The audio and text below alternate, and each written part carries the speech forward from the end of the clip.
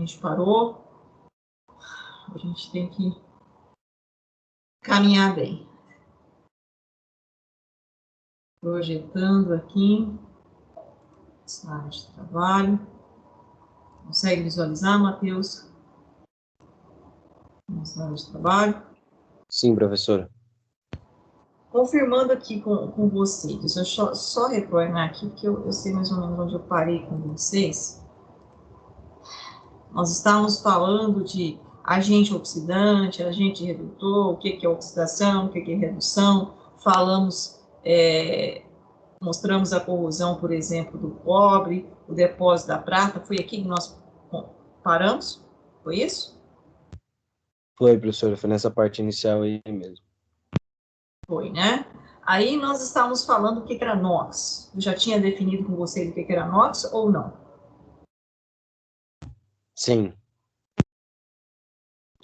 E aí eu mostrei como calcular um NOx, por exemplo, de uma substância formada por ligações covalentes.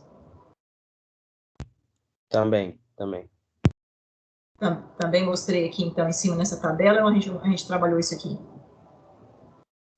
Sim, trabalhamos. Então, tá ok. E então, a gente já estava um pouco mais adiantado. A gente já tinha falado de potenciais padrões ou não? Não, isso não, professora.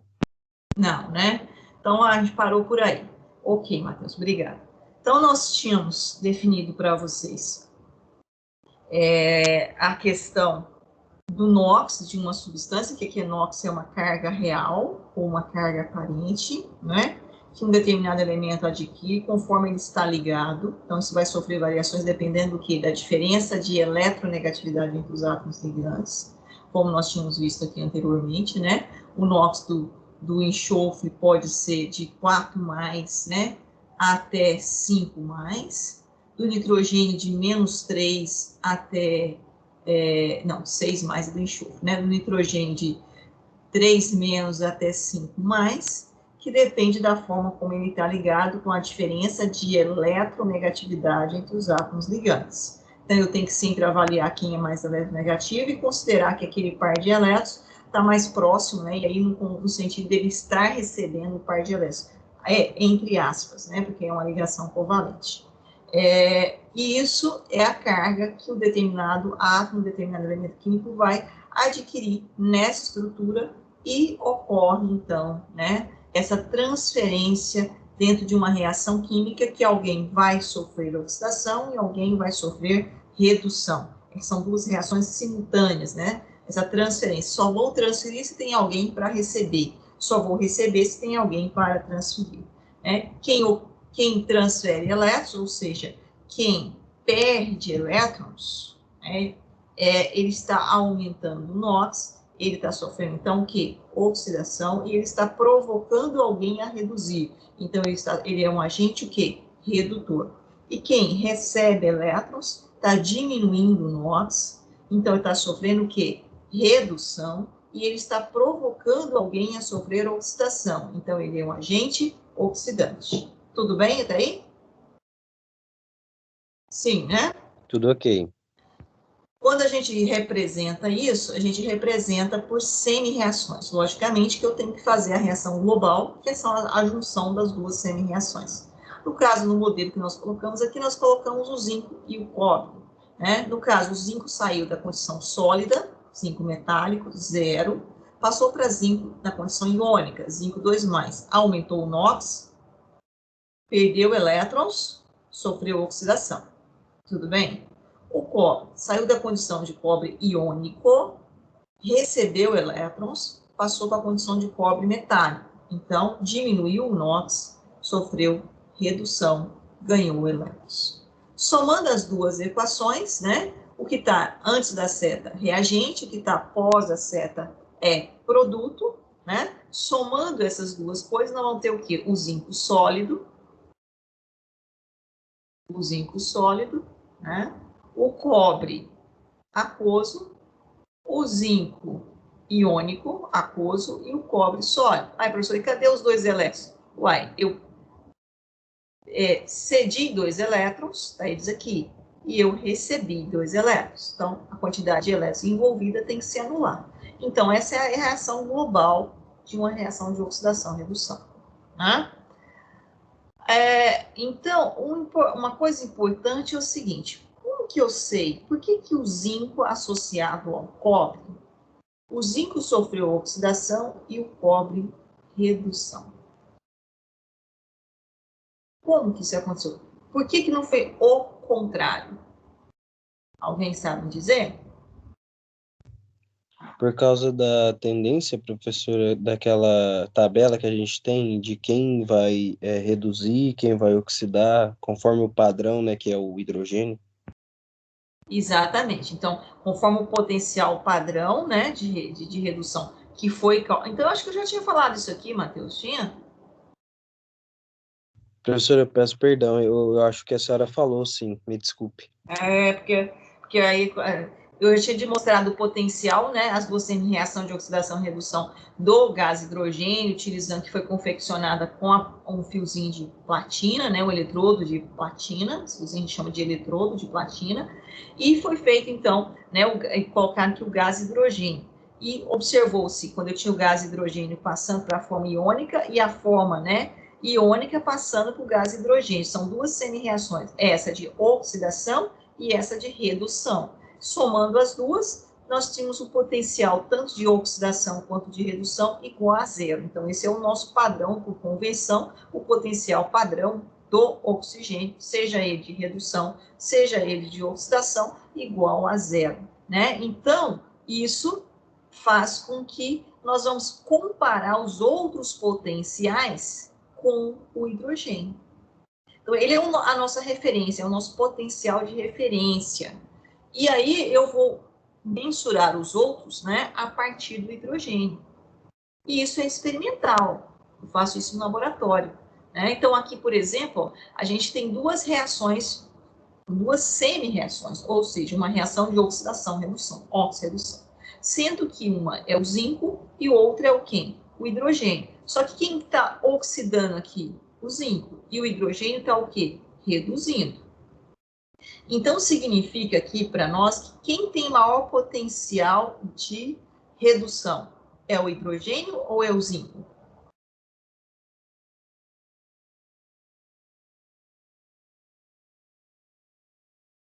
O hidrogênio está reduzindo e o zinco está oxidando. Então, quem tem maior potencial de redução aqui?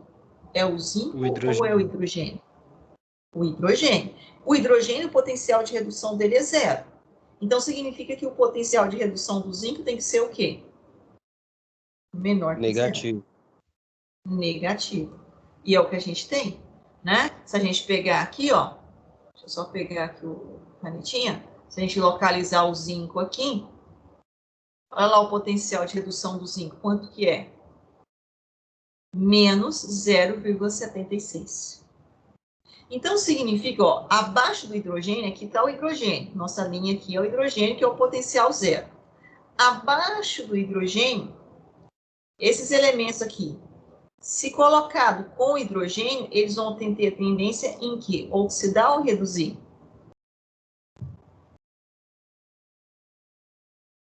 Repete a pergunta, professora. Ó, esses elementos aqui, chumbo, estanho, ferro, zinco, né? A água, o alumínio, o manganês, o sódio, o potássio, o lítio, né? Que estão abaixo do potencial do hidrogênio, tá vendo? Que aqui é uma tabela, é porque talvez, deixa eu só tentar aumentar, ver se melhora. Ela não é completa aqui, a gente tem ela completa, isso eu coloquei uma parte dela, né? Analisando aqui, ó, essa tabela que a gente colocou. Acima do oxigênio, do hidrogênio, os potenciais são o quê? Positivos. Eles são potenciais padrões de redução em volts. São mensurados. Foram mensurados como? Colocando-se o eletrodo de hidrogênio de um lado e o eletrodo do elemento do outro, montando uma pilha e mensurando lá no voltímetro. Assim, ó. Cadê? Não.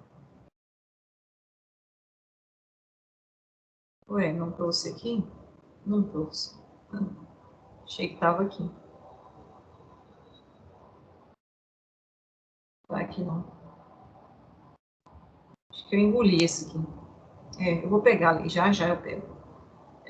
Mas, enfim, eu coloquei o hidrogênio de um lado, certo? E o eletrodo do elemento, né? Do outro, montei uma pilha. Então, se eu colocar hidrogênio e chumbo, quem vai reduzir, quem vai oxidar? Mudei um pouco a pergunta. Hidrogênio e chumbo. Pode falar. O chumbo vai oxidar e o hidrogênio vai reduzir?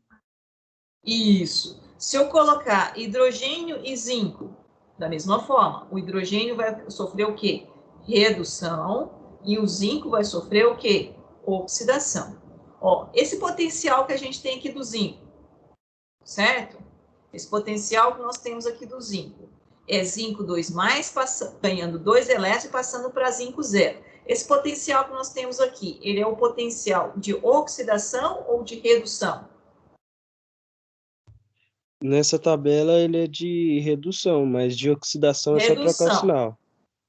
Exatamente. O de oxidação é só a equação inversa, é o zinco sólido passando para zinco 2+, perdendo 2 elétrons. Eu fazer o quê? O sentido, esse sentido da equação, para a esquerda. O potencial passa a ser o quê? Positivo. Então, ele tem um alto potencial de oxidação e baixo potencial de redução. Tendência em oxidar em relação a todos os demais elementos que estão aqui acima. Confere? Né? Então, assim, quando eu vou, né, ter, ó, o que é uma pilha, pessoal? O que é a formação de uma pilha quando eu estou pensando em eletrodos ou em metais diferentes? Quando é que eu tenho uma pilha? Quando eu tenho uma liga metálica composta por 2 tipos de metais. Como que vocês diriam para mim?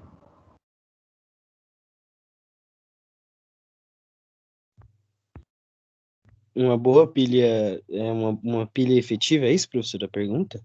Não, a pergunta quando eu tiver 2 metais, né, diferentes,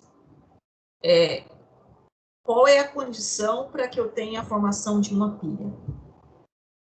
Quando eu tiver a composição de 2 metais juntos. O que precisa ter entre eles? Que tenha uma tem uma tendência de reduzir, a outra tem a tendência de oxidar, para haver E essa quanto troca. mais distante for os potenciais, por exemplo, se eu pegar Maior será a aqui o DDP. ouro e se eu pegar o magnésio, Maior vai ser a potência da pilha, né? A DDP, a diferença de potencial. exatamente. Então, olha, então a pilha é uma reação de oxirredução espontânea que eu preciso ter, né? Uma das condições para a formação de uma pilha. Alguém vai falar que é outras. 2 metais que tenham potenciais diferentes, né? E logicamente, então, quanto mais afastado eles estiverem, maior é a DDP, maior é a diferença de potencial entre eles, certo? Os que estão, né, sendo que aquele que vai reduzir é aquele que tem maior potencial de redução. Aquele que vai oxidar é aquele que tem a menor potencial de redução, ou seja, maior potencial de oxidação. Certo? Então, aí como é que eu sei, então? Eu sempre vou olhar na tabela, porque isso aqui é experimental. Então, não é essa tabela aqui, eu só peguei um pedacinho dela, né? Mas a gente tem uma tabela de todos os elementos comparado com o eletrodo padrão de hidrogênio. Nós temos os potenciais de padrão de redução.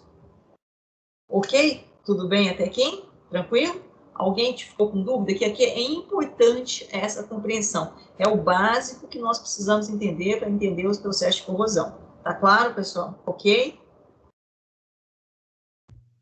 Por mim, tudo ok, professora. Então, tá bom. Então, ó, só limpar aqui, que isso aqui eu já passei para o... Acho que isso aqui eu passei com vocês também, que eu estava falando de potenciais, não estava? Eu já falei. Aí eu voltei lá um pouco, né? Que é, na verdade, a pilha entre zinco e cobre, né? E, logicamente, nós temos, então, né, essa pilha onde o zinco está sofrendo o quê? Saindo de zinco 0 e passando para zinco o quê? 2 menos. E o cobre está saindo de cobre 2 mais e passando para cobre 0. Quem está oxidando e quem está reduzindo?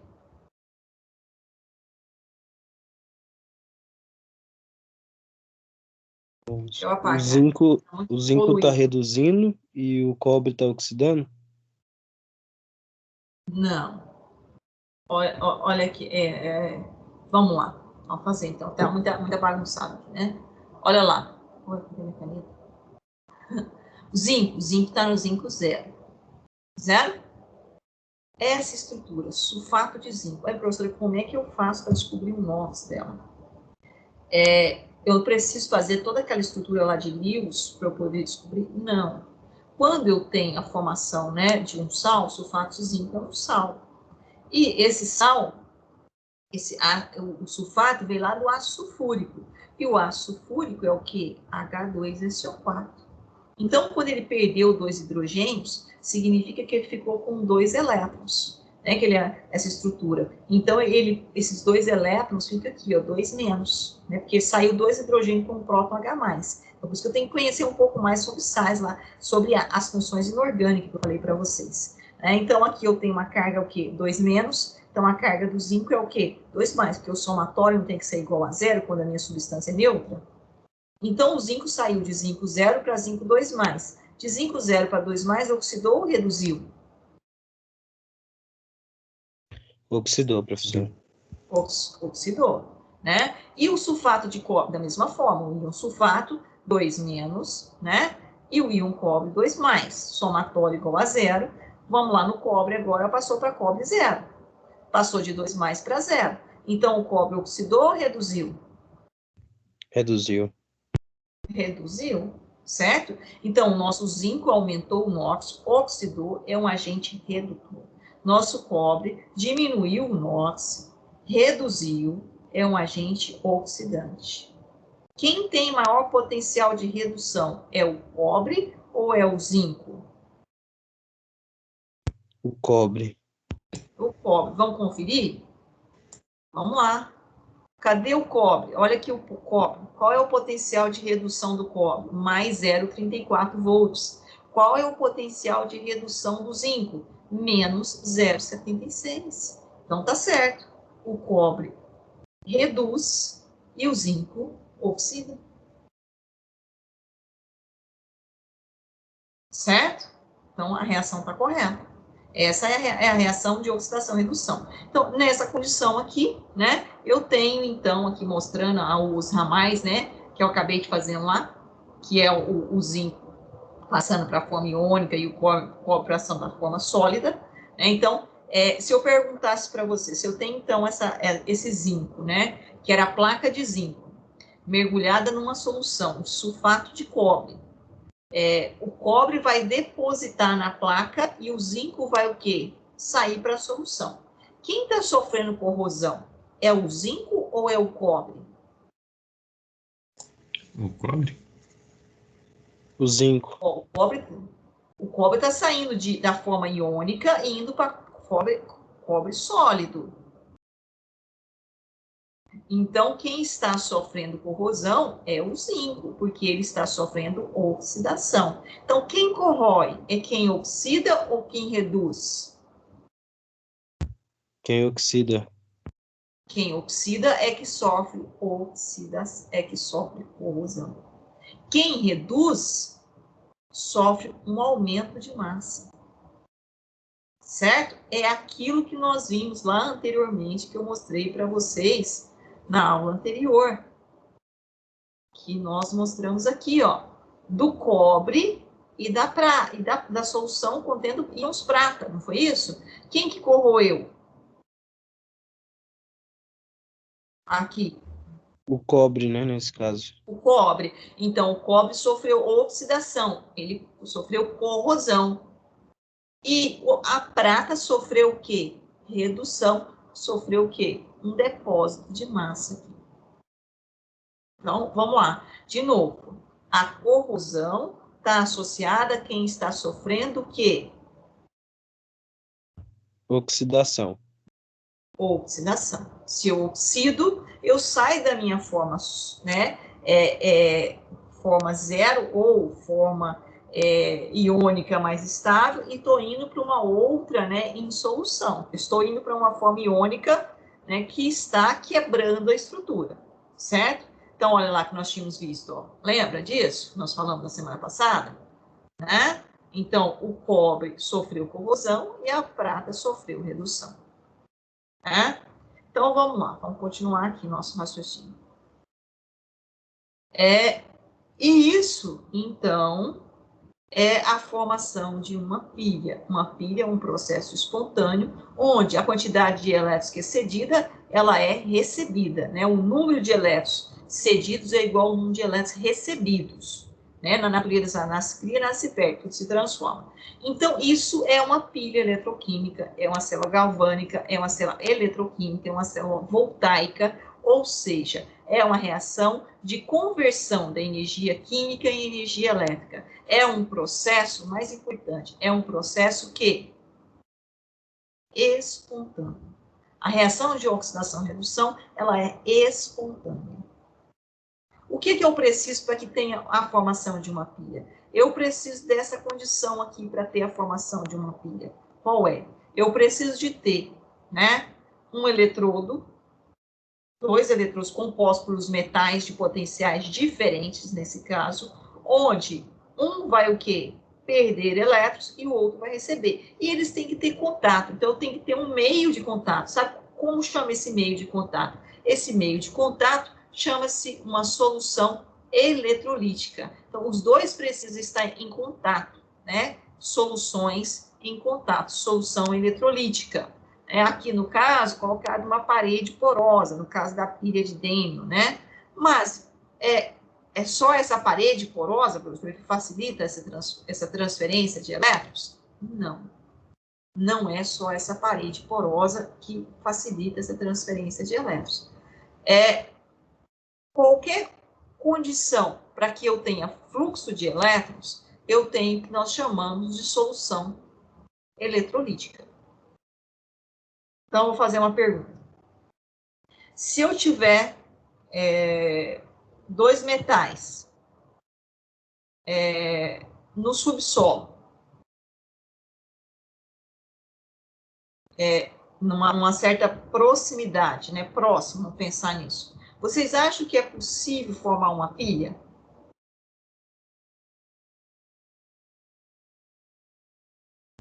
Sim, Sim. Por quê? porque existem os sais minerais, né, dispostos pela Terra e isso dá aquela condição necessária para a formação de uma pilha.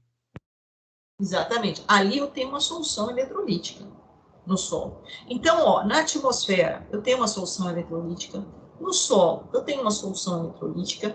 Então, quando eu tenho dois metais, né, uma certa proximidade e que eu tenho uma atmosfera ou um ambiente que dá essa condição de transferência de elétrons, e como nós falamos, né, tanto os compartimentos, atmosfera, quanto litosfera, quanto hidrosfera, né, elas são soluções eletrolíticas.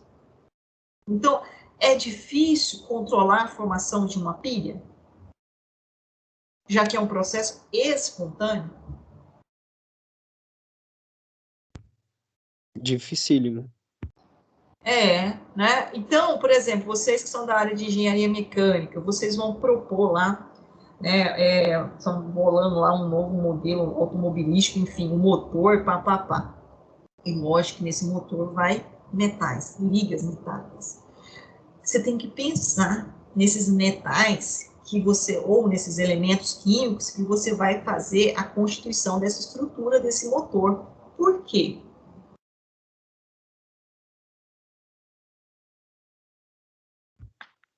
Porque se colocar metais ali com potenciais diferentes, eles vão acabar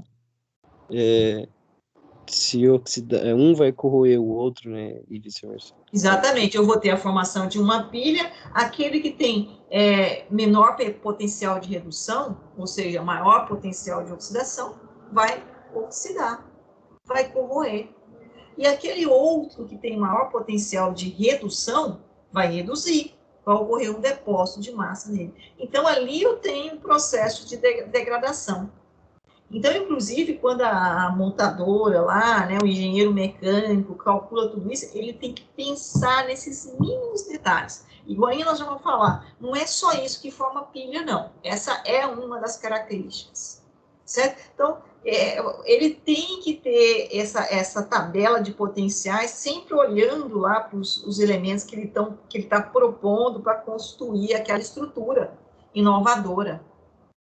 Porque se ele pôr, né, na composição dessa estrutura metais ou elementos químicos que tenham potenciais diferentes, né, ele está ali já dando um tiro no pé. Tá? Ele não assistiu às aulas de química, faltou às aulas de química. Vai falar assim, esse dia eu faltei a aula. Então, é fundamental esse conhecimento, tá? Bom, então, como é que funciona uma pilha básica? Uma pilha básica, eu tenho um eletrodo, no qual ocorre a oxidação, nós já vimos, e ele é definido como ânodo. Você vai ver também aí na literatura sem esse acento, né? Mas toda proparoxítona leva acento, não é isso? Lá na regra gramatical. Mas aí o pessoal fala anodo.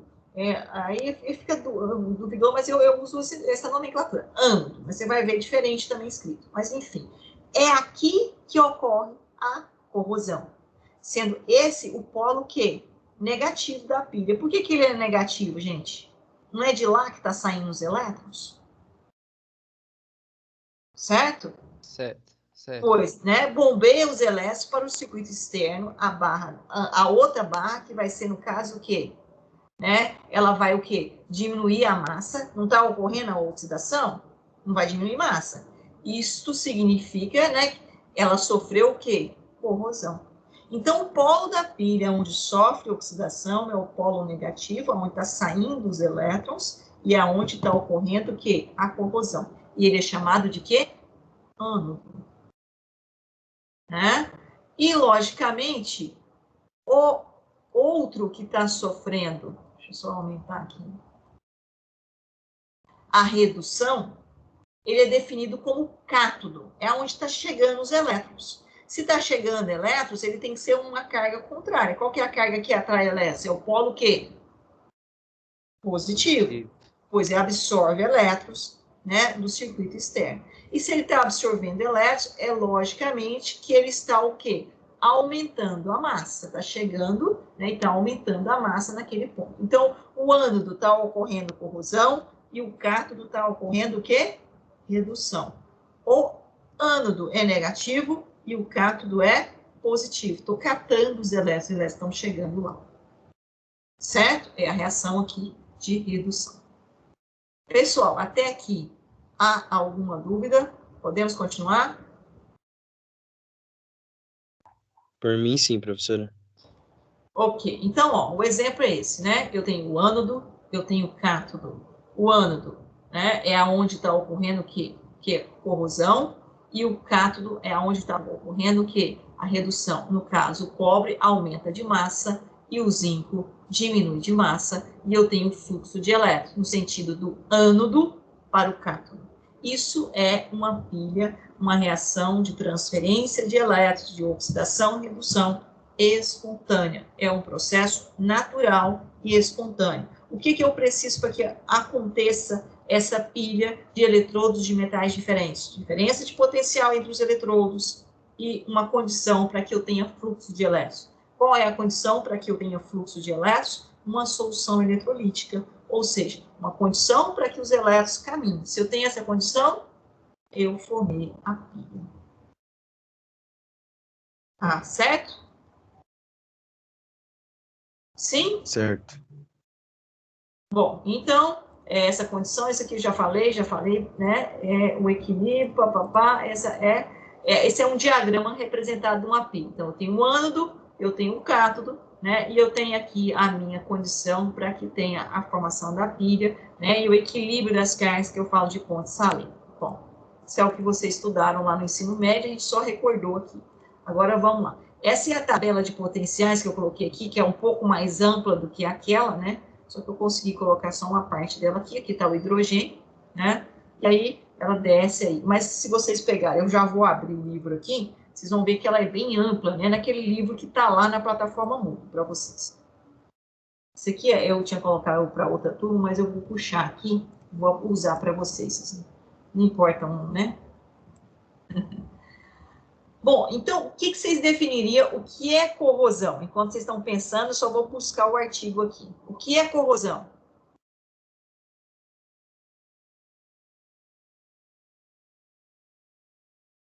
Professora, eu conceituaria por degradação, perca de parte da matéria por ação de oxidação, né? Perda de elétrons e seria essa forma. Tá, então, corrosão, só puxar aqui que eu vou precisando do artigo completo, vou pôr aqui por cima. Corrosão seria, eu teria que estar envolvendo uma reação de transferência de elétrons? Sim. Nem sempre. Essa que eu acabei de falar para vocês, corrosão, é uma corrosão eletroquímica, que é um processo espontâneo com transferência de elétrons, onde eu tenho exatamente o que nós falamos. Eu tenho uma região anódica, eu tenho uma região catódica, na região na anódica eu tenho o processo de oxidação, na região catódica eu tenho o processo de redução. Então, eu tenho uma corrosão, é um processo de ação do meio sobre um determinado material, causando sua degradação. Esse é o conceito de corrosão. Um deles é essa transferência de elétrons espontaneamente. Certo? Esse tipo de corrosão, eu falo que é uma corrosão eletroquímica. Formação de uma pilha. Corrosão eletroquímica. Mas eu também tenho a corrosão química. O que seria a corrosão química? Quem já pegou, por exemplo, alguma coisa composta, né, de polímero, plásticos, borracha, por exemplo, e esse plástico, essa borracha, ficou um determinado tempo, né, em exposição ao ar, e aí quando você pegou nela, ela começou a, tipo, desfazer na sua mão.